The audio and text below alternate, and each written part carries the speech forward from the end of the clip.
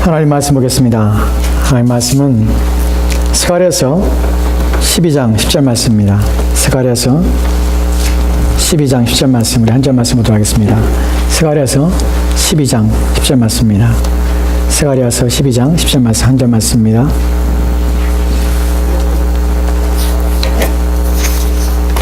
우리 찾으신 자 우리 함께 합독하도록 합시다. 10절 말씀입니다. 같이 읽겠습니다. 시작.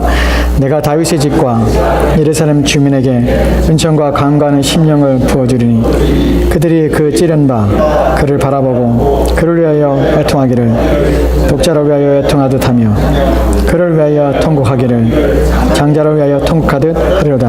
아멘. 아멘.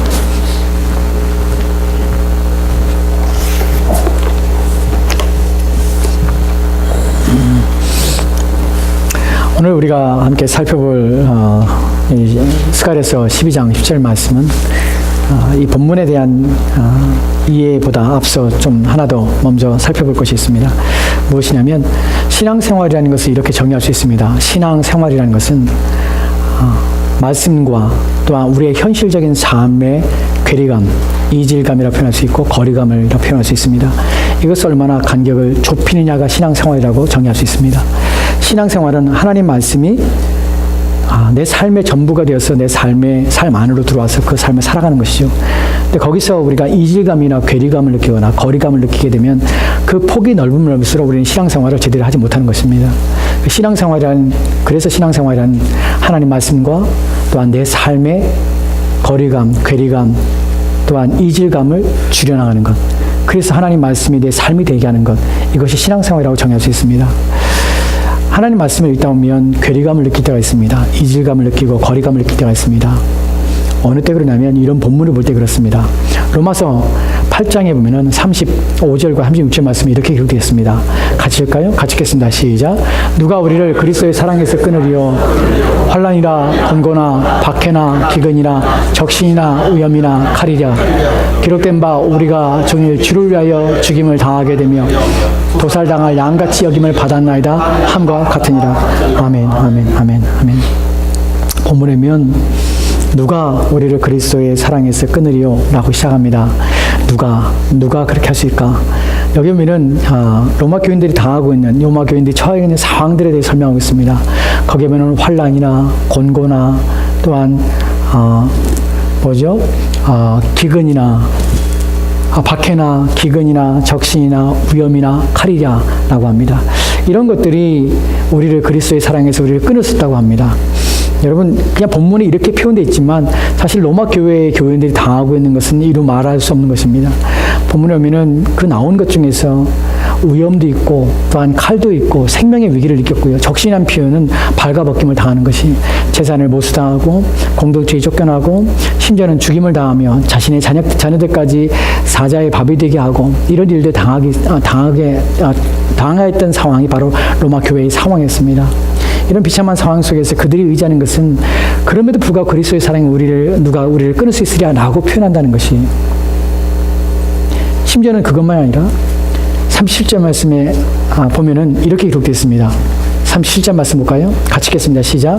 그러나 이 모든 일에 우리를 사랑하신 이로 말미암아 우리가 넉넉히 이기느니라. 아멘, 아멘. 환난이나 권고나 또는 박해나 기근이나 적신이나 위험이나 칼이랴. 이것도 우리를 그리스도의 사랑에 끊을 수 없다 라고 말하는 것이 단순히 끊을 수 없는 차원이 아니라, 그러나 본문에 보면 그러나 이 모든 일에, 이 앞에 일어나는 그 모든 일에도 불구하고 우리를 사랑하시는 이로 말미암아서 우리가 넉넉히 이긴다고 합니다. 그렇죠. 아멘입니다. 예.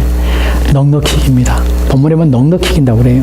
여러분, 넉넉히란 말은요, 그냥 이렇게 조금 힘이 세서 이기는 것이 아니에요. 본문의 넉넉히란 말은 아예 우월하게 이기는 것이에요.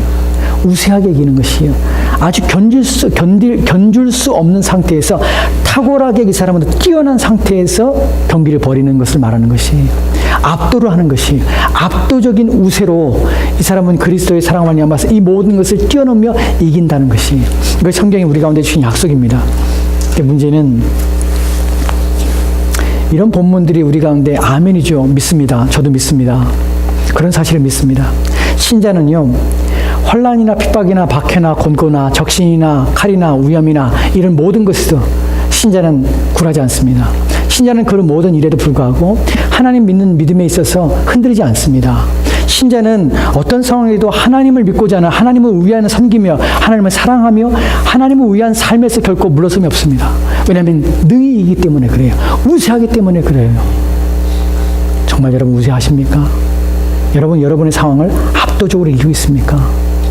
하나님을 섬기지 않고 하나님을 사랑하지 않는 일에 있어서 여러분은 압도적으로 하나님을 사랑하고 압도적으로 신앙의 일에 압도적으로 여러분의 영혼을 위한 일에 압도적으로 승리하고 있습니까?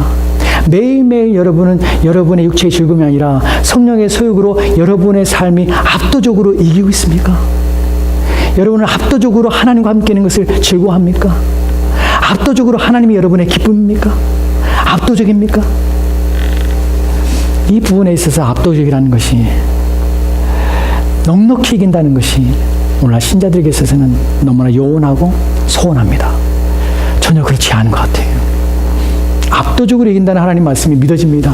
나는 믿고 있습니다. 그렇게 되리라 믿고 있습니다. 근데 현실의 우리 삶 속에서는 압도적으로 우리의 상황에서 이겨서 하나님을 신뢰하는 것이 아니라 압도적으로 세상에 이겨서 세상에 함몰되어져 가는 사람들을 너무나 많이 본다는 것이, 심지어는 우리의 삶조차에도 내 삶에서도 압도적으로 하나님 은혜가 넘쳐서 압도적으로 그리스도의 사랑 때문에 그 어떤 내 삶의 정황과 환경 속에서 나는 하나님을 위하는 삶이 내 삶의 전부입니다. 나는 내 삶 전체를 하나님께 드리는 것이 내 기쁨으로 삼고 있습니다. 그래서 나는 매 순간마다 하나님을 더 사랑하며 하나님을 더 위하여 살아갑니다. 나는 그런 압도적인 신앙의 승리를 내 삶에서 이루어가고 만들어져 가고 있는가 하는 부분에서 우리는 대부분이 그렇지 않습니다.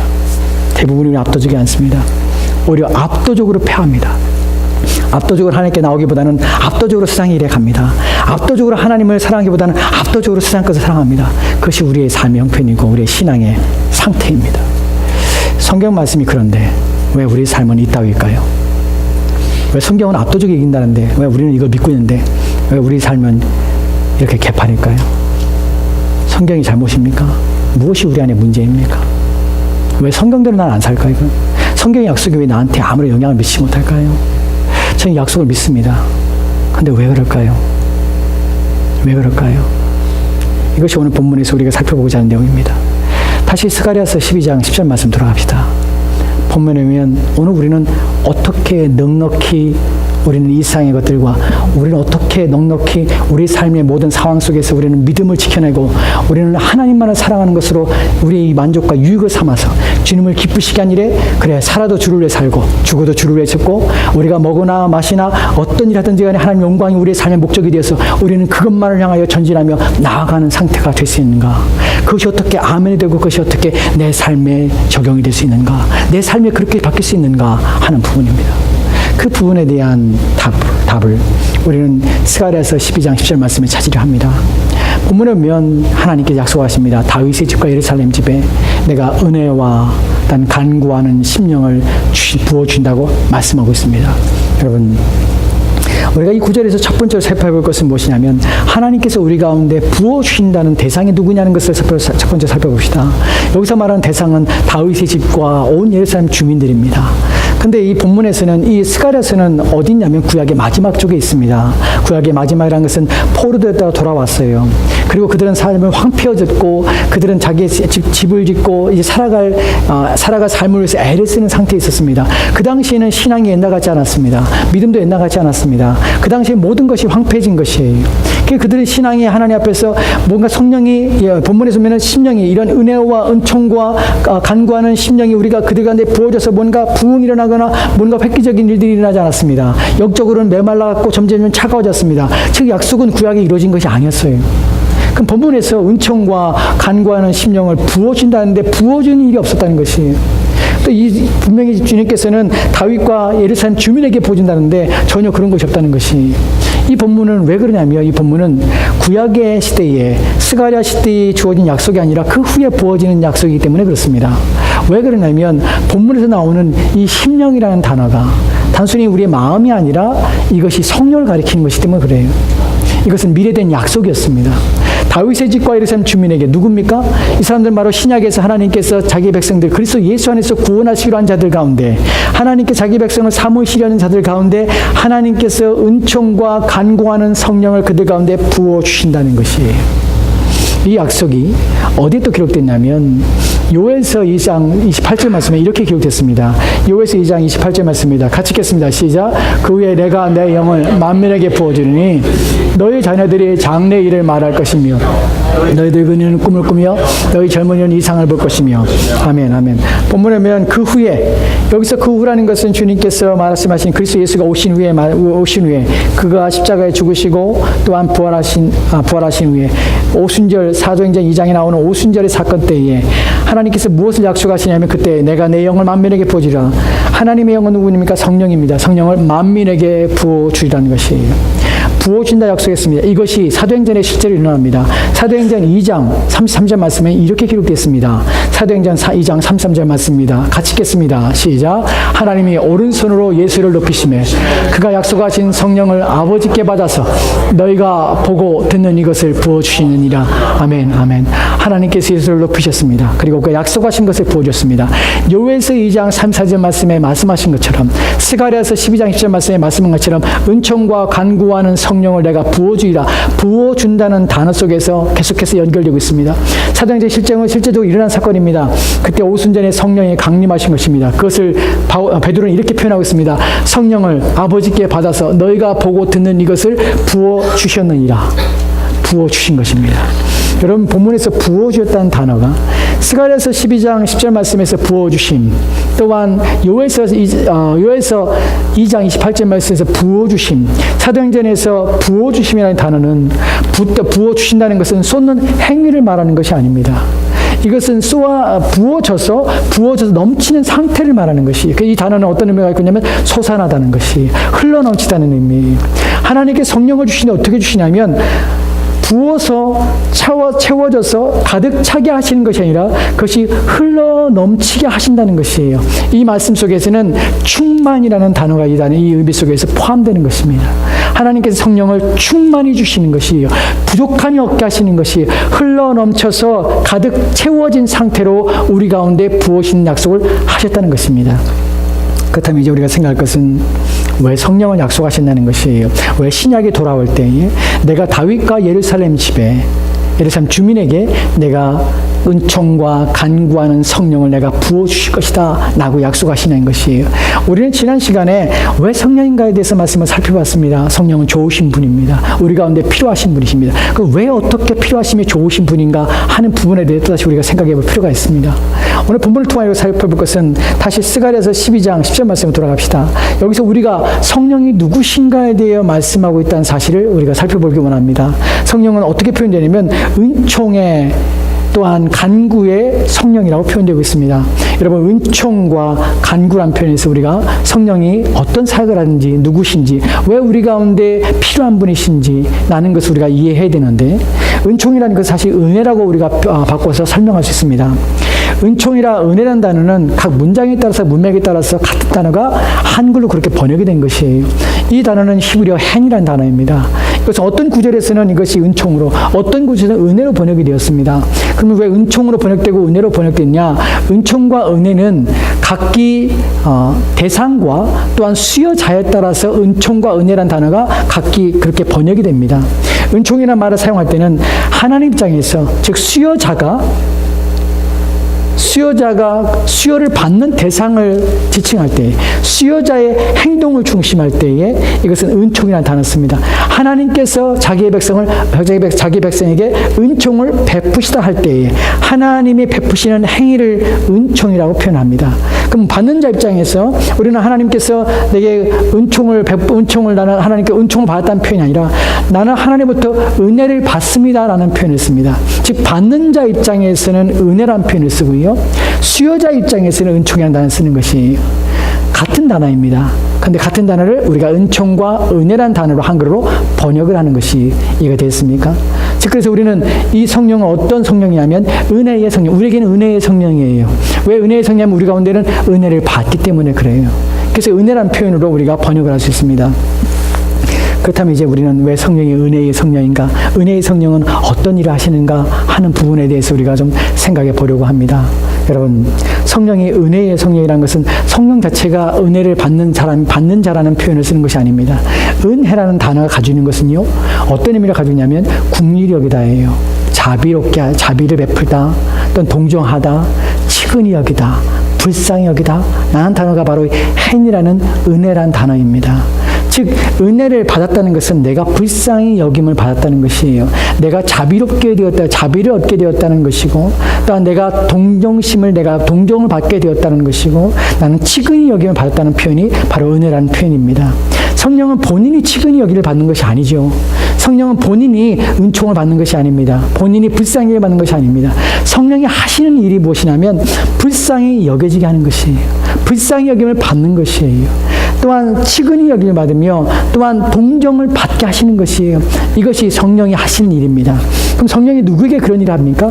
성령이 바로 사람들에게 그런 일들을 하게 하는, 그런 일들을 당하게 하시는 것이에요. 치근히 여김을 받고 불쌍히 여김을 받게 하는 것이, 여기는 두 가지가 성령이 하시는 일이 있습니다. 첫 번째는 무엇이냐면 성령이 우리 가운데 오셔서, 성령이 사람 가운데 있어서 하나님의 은혜를 받게 하실 때에, 은혜를 경험하게 할 때에 성령은 무슨 마음을 두냐면 첫 번째 사람들의 마음속에 하나님의 은혜의 필요성에 대해서 인식하게 하시는데, 그것이 무엇이냐면 자기 자신을 깨닫게 하시는 것이에요. 성령은 우리 안에 오셔서 우리로 하여금 은혜가 필요한 자임을 인식시키는 일을 하십니다. 성령의 은혜의 성령님은 우리 가운데 너는 하나님의 은혜가 필요해. 너는 하나님이 불쌍히 여김을 받아야 될 자야. 너는 하나님부터 치근하며 하나님의 자비가 너한테 반드시 필요해. 라는 것을 우리 가운데 깨닫게 하신다는 것이에요. 그 성령은 우리를 자각시키는 것입니다. 어떻게 우리가 그걸 자각합니까? 성령이 우리 안에서 우리 자신을 보여주는 것이에요.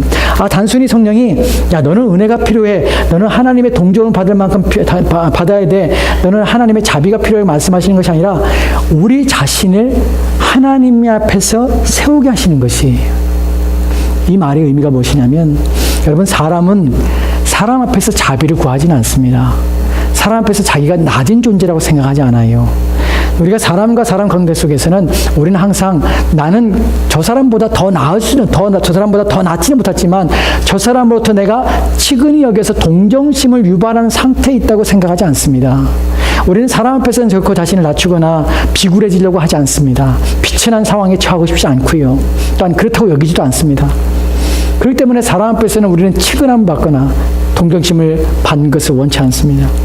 우리가 사람 앞에서 사람을 생각할 때에, 사람과 관계 속에서 우리가 나를 생각할 때 우리는 그래도 괜찮다고 생각하는 것이, 나 정도면 괜찮다고 생각하는 것이, 내가 무엇이 부족해서 저 사람보다 못할까, 무엇이 부족해서 저 사람 앞에 내가 비굴해야 될까, 나는 생각을 결코 하지 않습니다. 이 하나님 앞에서의 은혜란 표현 속에서, 성령이 우리 가운데 주시는 그 은혜의 성령 표현 속에서 성령은 어떻게 하시냐면 우리를 사람 앞에 세우는 것이 아니라 우리를 하나님 앞에 세우는 것이에요. 우리의 마음을 하나님께로 인도합니다. 그리고 우리가 이제 하나님 앞에 서게 되는 것이에요. 하나님 앞에 서면 우리 마음이 어떻게 되냐면 내가 생각하는, 사람이 생각하는 내가 아니라 하나님이 생각하는 내가 생각이 나는 것이에요. 하나님의 마음이 내 안에 드는 것이에요. 하나님이 나를 어떻게 평가하실까, 그분이 나를 어떻게 생각할까 하는 것이 내 마음에, 내 생각 속에 들게 되는 것이에요. 그리고 그것이 깨달아지게 돼요. 사람 앞에서는 내가 비굴하지 않고, 사람 앞에서는 내가 비록 초라할지라도 난 초라함을 나는 여기지 않지만, 하나님 앞에 서게 되는 순간 우리는 어떤 생각이 들냐면 내가 얼마나 비참한 존재인지가 알게 돼요. 내가 얼마나 초라한 존재인지를 알게 됩니다. 하나님 앞에 내가 감히 설 수 없는 나는 불의한 자란 사실이 너무나 가슴에 사무치게 됩니다. 그리고 두려워지기 시작해요. 하나님의 진노가 보이기 시작하고요. 하나님의 거룩함이 내 위에 있음을 봐게 됩니다. 나는 그 거룩함 앞에 감히 설 수 없는 자임을 깨달아서 내 마음은 심히 상하게 되고 내 마음은 심히 죽게 됩니다. 마음이 아프게 돼요. 자신을 바라볼 때에 고통스러워집니다. 그래서 우리 가슴 때문에 우리 마음에 슬픔이 일어나고 우리의 심령 때문에 우리는 마음이 갈기갈기 찢김을 당하게 됩니다. 누구 때문에요? 내 안에 있는 내 모습 때문에 그래요. 하나님의 거룩하심이 내 안에 비춰져서 내 안에 있는 죄들이 보이기 시작하고, 하나님이 더럽게 여기는 것들이 보이기 시작하고, 하나님이 악하게 여기는 것, 하나님의 진노를 일으키는 것이 내 안에 가득하다는 사실이 깨달아지게 됩니다. 그래서 우리는 어떻게 되냐면 나를 불쌍히 주세요라는 고백을 할 수밖에 없는 것이에요. 이것이 하나님께서 우리 성령을 통해서 우리 가운데 주시는 은혜입니다. 성령이 은혜의 성령이라는 것은 우리 가운데 우리의 마음의 상태를 깨닫게 하셔서 우리의 비참함과 우리의 이 안타까운 현실 속에서 우리는 하나님의 은혜가 필요한 자라는 이 절박함을 우리 마음에 갖게 하시는 것이에요. 이것이 바로 성경이 말하는 상한 마음입니다. 이것이 성경이 말하는 가난한 자의 마음입니다. 그래서 그 마음을 가지고 하나님 앞에 나가도록 우리를 이끌어가는 것이에요. 성령이 물붓듯 부어주신다는 것, 성령을 부어서 차고 넘치게 한다는 것은 그 마음을 갖게 되면, 성령이 우리 안에 오시면 우리 마음이 어떤 마음이 드냐면 내 자신이 신뢰할 수 없는 자라는 사실을 기억하게 되는 것이에요.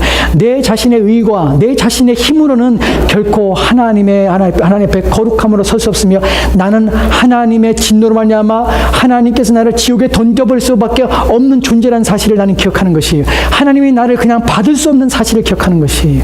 그래서 나는 마땅히 하나님이 나를 던져버리셔서 나는 하나님의 진노 속에서 영원히 하나님의 형벌을 받을 수밖에 없는 존재임을 인식하고 두렵고 떨리는 마음을 갖게 되는 것입니다. 그래야 우리 마음에는 갈급한 마음이 생기게 됩니다. 그래야 우리 마음속에서는 하나님의 은혜를 구하게 되고 나를 불쌍히 여겨달라는 마음이 생기게 되는 것이에요. 나를 좀 봐주세요라는 열망함이 우리 가운데 생기는 것이에요. 그것이 바로 은혜를 갈망하게 하고 은혜를 갈급하게 하는 성령, 바로 은혜의 성령의 사역인 것입니다. 여러분 마음에 그 마음이 있습니까? 여러분은 하나님 앞에서 여러분의 자신을 보고 계십니까? 여러분 이 마음에서 성령이 하신 일들 가운데, 은혜를 주시는 가운데 우리가 디도서 3장 6절과 7절 말씀에는 이렇게 기록되어 있는 것을 보게 됩니다. 디도서 3장 6절과 7절 말씀입니다. 같이 읽겠습니다. 시작. 우리 구주 예수 그리스도로 말미암아 우리에게 그 성령을 풍성히 부어주사 우리로 그의 은혜를 힘입어 의롭다 하심을 얻어 영생의 소망을 따라 상수자가 되게 하려 하심이라. 아멘. 아멘. 본문에 보면 우리 주 예수 그리스도로 말미암아 우리에게 그 성령을 풍성히 부어주사, 본문에도 풍성히 부어주신다는 표현을 씁니다. 성령을 우리 가운데 풍성히 부어주십니다. 흘러넘치도록 부어주십니다. 누구 때문에 부어집니까? 우리 구주 예수 그리스도로 말미암아라는 표현을 씁니다. 우리에게 성령을 부어주신 분은 예수 그리스도를 통하여서, 예수 그리스도 때문에 성령이 우리 가운데 부어지게 되는 것이에요. 그럼 성령이 부어지면 어떤 일이 우리 가운데 일어납니까? 은혜의 성령이 오셔서 우리 가운데 어떤 일을 하십니까? 본문에 이렇게 기록되어 있습니다. 우리로 그의 은혜를 힘입어 의롭다 하심을 얻는 것, 이것이 첫 번째로 우리가 본문에 살펴볼 내용입니다. 우리로 그의 은혜를 힘입어, 성령이 우리 가운데 오시면 은혜를 힘입게 되는 것이에요. 은혜를 힘입게 된다는 것은 우리가 지금 은혜에 의해서 살게 하시며 그 은혜 가운데 서게 하신다는 표현이 은혜를 힘입다는 표현입니다. 본문에서 은혜를 힘입어서 발견되는, 은혜를 힘입어서 우리 가운데 되어진 일들은 무엇이냐면 바로 의롭다 하심을 얻는 것입니다. 이런 본문에서 의롭다 하심을 얻는다는 것은 우리가 구원한다는 것이에요. 우리가 의롭게 되어지는 것이에요. 근데 이 의롭게 되어진다는 것은 수동형입니다. 즉 우리가 의롭게 되어지는 것이 아니라 의롭게 되어지는 것이에요. 즉 그리스도께서 행하신 것들을 우리 가운데 적용시키시며 우리 가운데 그것을 주시는 것이 누굴 통하냐면 바로 성령의 역사란 사실입니다. 성령은 그리스도께서 이루신 것을 우리로 하여금 그 그리스도가 이루신 것을 우리로 하여금 받게 하시고 사모하게 하셔서, 우리로 하여금 그 마음으로 그것을 열망하게 하셔서 그것을 받도록 우리를 이끌어 가셔서 그 은혜가 우리 가운데 적용되도록 우리 가운데 역사하시는 것입니다. 여러분 은혜를 힘입으라는 표현 속에서 성령은 우리 가운데 하시는 일들이 우리의 마음을 여셔서 그리스도를 알게 하시고 그리스도를 깨닫게 하신다는 것이에요. 그리스도를 바라보게 하신다는 것이에요. 우리 가운데 믿음을 일으키신다는 것이에요. 그분이 누가 하시냐? 바로 성령이 하시는 역사라는 것입니다. 성령은 우리 마음에 믿음을 일으킵니다. 그리고 그 믿음으로 말미암아 하나님의 약속의 말씀을 부여잡게 하시며 우리 하여금 의로운 삶으로 의롭게 우리를 인도해 가십니다. 여러분 이 본문에서 말하는 것이 중생을 말하고 있습니다. 성령 우리를 거듭나게 하십니다. 그래야 깨닫게 하셔서 은혜를 받게 하셔서 예수 그리스도가 나의 주인으로 삶을 살도록 인도해 가시는 것입니다. 이것이 바로 성령이 은혜로 힘입어서 우리가 의롭게 된다는 표현입니다. 그렇다면 그 다음에 나오는 성령께서는 무엇을 하십니까? 그 다음에 나오는 내용은 영생의 소망을 따라 상속자가 되게 하려 하심이라 라고 합니다. 영생의 소망을 따라 상속자가 되게 하신다. 본문을 한마디로 표현하면 성령은 하시는 일들이 우리로 하여금 상속자가 되게 하시는 것이, 상속자가 되게 하시는 것이. 근데 본문에서 상속자가 된다는 표현이 어떤 상속자냐면 영생의 소망을 따르는 상속자라는 표현입니다. 즉 이 사람은 상속을 받았는데 어떤 상속을 받습니까? 하늘에 있는 것을 상속받는 것이, 그 상속은, 상속자를 받은 사람은 어떤 상태가 되냐면 영생의 소망을 품고 살아가는 것이에요. 그래서 영생의 소망을 품고 살기 때문에 이 사람은 상속자가 될 만한 자격을 가지며 그러한 사람들이 상속자가 되어지는, 상속자가 되는 과정 속에서 있는 자라는 사실입니다. 여러분, 이 본문이 말하고 있는 것은 성령은 두 가지로 우리 가운데 역사하시는데, 은혜의 성령은 두 가지로 우리 가운데 역사하시는데, 첫 번째로는 우리 가운데 중생의 은혜를 경험하며 그 중생의 은혜 가운데서 받으며 그 중생의 은혜가 우리 것이 되게 하시는 역사에 성령이 일하십니다. 두 번째로는 성령 무엇이냐면 영생의 소망을 가진 자로서, 영생의 소망을 안고 갖고 믿고 사는 자로서 상속자 된 자의 삶을 살아가게 하신다는 것입니다. 이것은 성화를 말하는 것입니다. 성령은 중생과 더불어서 우리의 성화를 하게 하시는 것이, 여러분 우리가 살펴봤다시피 우리가 로마서 8장 37절 말씀에 말하는 것처럼 성령은 넉넉히 우리로 하여금 이기게 하십니다. 우리로 하여금 우리의 삶에 벌어진 일들과 삶에 일어난 일 속에서 믿음으로 사는 신자된 삶을 사는 데 있어서 우리로 하여금 능히 압도적으로 그런 삶을 살도록 이끌어 간다는 것이에요. 근데 왜 우리의 삶에서 압도적이 되지 못하냐? 왜 우리 삶에서 우리는 신앙으로 살지 못합니까? 왜 우리는 하나님 중심적으로 우리의 삶을 살지 못합니까? 우리가 믿는 바대로 우리는 살지 못합니까? 왜 우리는 내 힘대로 내 마음대로 삽니까? 그러니까 하나님이 전부가 아니에요. 우리는 하나님만이 우리는 기쁨이 되고 하나님만이 만족이 되기 원합니다.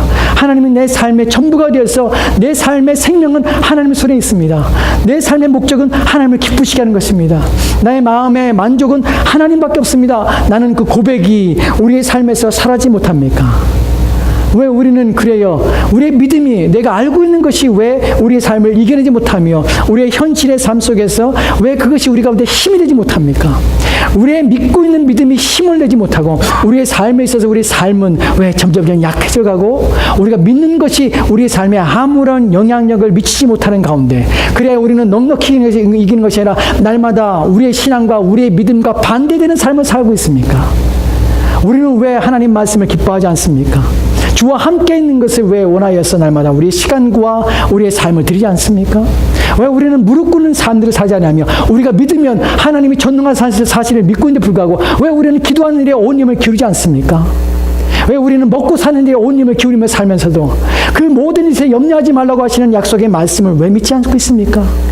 우리 삶에 벌어진 일들 속에서 그것이 사람을 향해서 해결되지 못한다는 사실을 알며 불구하고 왜 우리는 모든 시간에 하나님께 무릎 꿇는 시간으로 우리의 삶을 다하지 않습니까?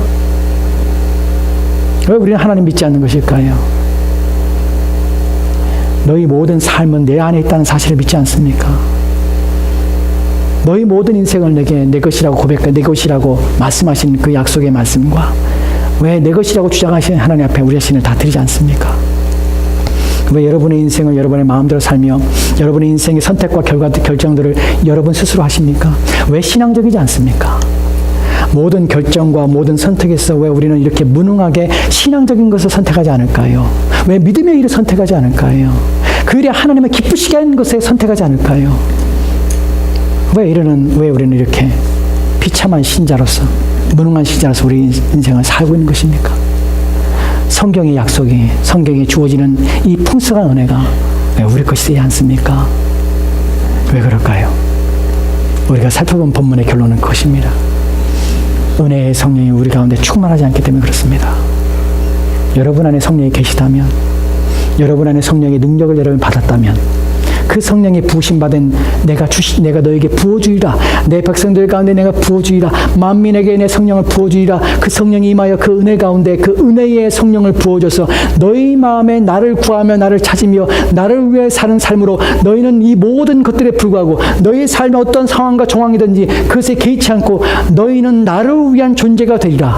그야 너희는 먹든지 마시든 나의 영광을 바라보는 존재가 될 것이다. 너희는 너희 중에서 한 사람도 자신을 위하여 사는 자가 없게 될 것이다. 너희는 죽어도 나를 위해 죽는 자가 될 것이다 라는 그 말씀이 왜 우리 가운데 이루지 않고 우리 마음에 없냐면, 왜냐하면 그 약속의 성령이 우리 가운데 충만하지 않기 때문입니다.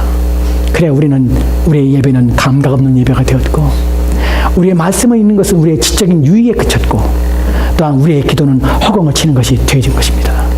여러분, 이 약속의 성령이 여러분에게 힘을 주십니까? 날마다 여러분 이 약속의 성령을 통해서 영생의 소망이 여러분 안에 차오릅니까? 여러분 상속자입니까? 영생의 소망을 가져서 상속자가 된다는 것은 이 사람의 마음은 누구의 어디 있냐면 하늘에 있는 것이에요. 이 사람 마음은 하늘에 영원한 소망을 두고 있기 때문에 이 땅의 것이 아무런 의미가 없는 것이에요. 이 땅에서 얻으려는 것들을 추구하는 것들을 자기가 구하는 것들이 쓸모없다는 사실을 너무나 잘 알고 있습니다. 그래서 이 사람의 바람은 소망은 하나님께 있는 것이에요. 여러분 우리가 로마서 11장 24절 25절 66절 말씀에 보면은 모세에 대한 이야기 나옵니다. 모세는 공주의 아들이라고 청함을 받는 것을 공주의 아들로서의 삶을 버려버렸다고 합니다. 잠시 죄악의 낙을 누리는 것을 기뻐할 것으로 만족할 것을 여기지 아니하고 그 자리를 떠나온 것입니다. 그것이 바로 믿음입니다. 영생의 소망을 받은 자들은 이 땅의 죄악의 낙을 누리는 것을 만족할 것을 여기지 않습니다. 여러분 점점 내 신앙이 깊어지면 어떻게 되는지 아십니까? 하나님을 찾으며 성령이 충만하면 어떻게 되는지 아십니까? 그 사람 마음에 세상이 사라집니다. 아멘. 여러분 모르시죠? 한 번도 경험해보지 못했어요. 여러분이 데이비드 브레너드의 책을 읽다 보면 그 사람이 그런 고백을 해요. 기도하면서 내 마음에 점점 세상이 사라진다고 그래요. 내 마음에 세상의 것이 점점 무관심해지고 거기에 대해서 아무런 욕구가 일어나지 않는다고 그래요. 여러분 정말 놀랍지 않습니까? 근데 정말 그래요. 제가 경험해보니까 성령이 충만할 때는 이 세상에 아무런 의미가 없어요. 아무것도 의미가 없어요. 왜냐하면 내 삶은, 내 소망은 하늘에 있기 때문에 그래요. 나는 하나님만 바라보고 삽니다. 하나님 것이 위에 있는 것이, 눈에 보이지 않는 영원한 것이 더 값지고 더 보배롭고 더 영광스럽다는 사실을 알게 되는 것이에요. 그래서 그것을 쫓아 사는 것이에요. 이 땅의 것은 있어도 그만, 없어도 그만인 것이에요. 그것이 성령이 우리 가운데 임할 때예요. 성령이 우리 가운데 없을 때는요, 하나님 것은 전혀 관심이 없습니다. 우리 가운데 주신 약속, 야 천국에 갈 것이야. 그곳에는 눈물도 없고 슬픔도 없어. 사망이나 곡하는 것이 없어. 그곳에는 온갖 귀한 것이, 내가 원하는 모든 것들이 이 땅에 경험하지 못한 그 모든 복됨이 그 안에 다 있어. 그것도 아무런 소용이 없어요. 만족함이 없어요. 여러분 본문에서 영생의 소망에 따라 그들이 상속자가 되어져 간다는 표현 속에서 여러분 그들의 마음에 영원한 소망, 영생에 대한 소망이 있다는 것은 이 땅에 살아가는 가운데 그들 마음에 위의 것과 또한 하나님께 있는 것이 가장 만족하고 복된 것을 알기 때문에 그들의 마음에 자유함을 갖게 될 것이에요. 무엇에 대해요? 이 땅의 것에서 자유함을 누리는 것이에요. 이 땅의 것은 매이지 않아요. 묶이지 않아요. 여러분 성경이 거짓말한다고 생각하십니까? 염려하지 말라. 너희가 두려워하지 말라. 이 땅의 것들과 더 영광스럽고 더 복된 것이 있다. 이 땅에 잠시간 낙을 누리는 것보다 또한 너희가 장차 받게 될 영광스러움이 어떤 것이 아느냐라는 말에 대해서 전혀 개의치 않고 전혀 무관심하며 그것에 대해서 마음을 쓰지 않는 이유가 무엇이냐면 성령이 없기 때문에 그렇습니다. 여러분 성령이 없으면요 무엇이 차지합니까? 당연히 세상 것이 여러분의 마음에 가득 찹니다. 무엇을 먹을까, 무엇을 마실까, 어떻게 살 것인가, 또한 내 삶을 어떻게 즐겁게 할 것인가, 이것이 여러분에 가득 찹니다. 그래서 하나님을 생각하지 않아요. 그래서 하루 동안에, 일주 동안에 그냥 날마다 그렇게 살다가 주님을 보는 것이, 예배가 감격스럽지 않아요. 하나님 말씀에 기쁨이 안 돼요. 이런 말씀을 들어도 행복하지 않아요. 왜냐하면 나는 여전히 세상적이거든요. 그러나 여러분의 마음에 성령이 있으면 이런 복된 말씀을 들을 때마다 여러분 마음에 가슴에 두려움이, 떨림이 있습니다. 그리고 기쁨이 있습니다. 그리고 그대로 살아야지 하는 생각이, 의지가 발생하게 되는 것이, 성령이 없으면 영적인 것은 다 재미없습니다. 영적인 것은 다 의미 없습니다. 하고 싶지 않아요. 다 억지가 되는 것이. 우리가 성령이 있으면 성령이 어떻게 그러면 우리로 하여금 이런 삶으로, 이런 일들을 우리 이끌어 가시냐? 어떻게 그 상태를 유지하시냐? 은혜의 성령이 어떻게 우리가 충만하시냐? 여러분, 왜 그것이 가능하고 왜 그것이 지속적이냐면 로마서 5장 5절 말씀에 이렇게 기록됐습니다. 로마서 5장 5절 말씀입니다. 같이 읽겠습니다. 시작. 소망이 우리를 부끄럽게 하지 아니하면 우리에게 준 성령을 말미암아 하나님의 사랑이 우리 마음에 부음받음이. 아멘. 아멘. 보면 소망이 우리를 부끄럽게 하지 않습니다. 이 소망은 어떤 소망이냐면 하나님 나라와 또 영광스러운 주님의 기뻐하며 즐거워하는 이 소망입니다. 난 그것으로 만족해. 내 삶의 육체적인 어떤 것이 육체적인 것에 대해서는 나는 그것에 대해 전혀 개의치 않습니다. 나는 오직 하나님을 기뻐하며 하나님으로 행복합니다. 나는 소망입니다. 이 소망을 가진 자들은 그 소망이 부끄럽지 않게 된 것이. 왜 부끄럽지 않다고 느낍니까? 왜냐하면 성령 말미암아 하나님의 사랑이 우리 마음에 부음받았기 때문에 그래요. 성령이 우리 마음에 하나님의 사랑을 부으면요, 우리는 우리의 소망이 그 소망으로 우리 만족하는 것이, 그 소망밖에 보이지 않는 것이. 여러분이 하나님 만족하지 않는다면, 하나님만으로 만족하지 않는다는 것은 여러분의 성령이 없는 것입니다. 여러분이 하나님만으로 기쁨을 삼지 않는 것은 여러분 성령의 충만함이 결코 없는 것입니다. 여러분 마음에 성령이 소멸되고 있는 것이고, 여러분 마음에 하나님 외에 다른 것으로 어려움과 위기가 생길 때마다 날마다 여러분 마음에 드는 것이 세상적인 것이라면, 여러분이 날마다 고민하며 여러분이 날마다 괴로워하며 힘들어하며 이런 문제라고 여기는 것이 이 땅의 것으로 가득 찬 것이라면, 그것이 여러분의 마음의 상태요 여러분의 일상의 삶이라면 여러분은 결코 성령을 경험하지 못한 것뿐만 아니라 여러분 안에 성령이 없는 것입니다. 성령이 충만하면 여러분의 마음이 바뀝니다. 여러분의 마음의 방향이 바뀌고 여러분이 추구하는 것들이 바뀝니다. 반드시 그렇게 됩니다. 그렇지 않은 것은 성령이 계시지 않기 때문입니다. 생각해 보십시오.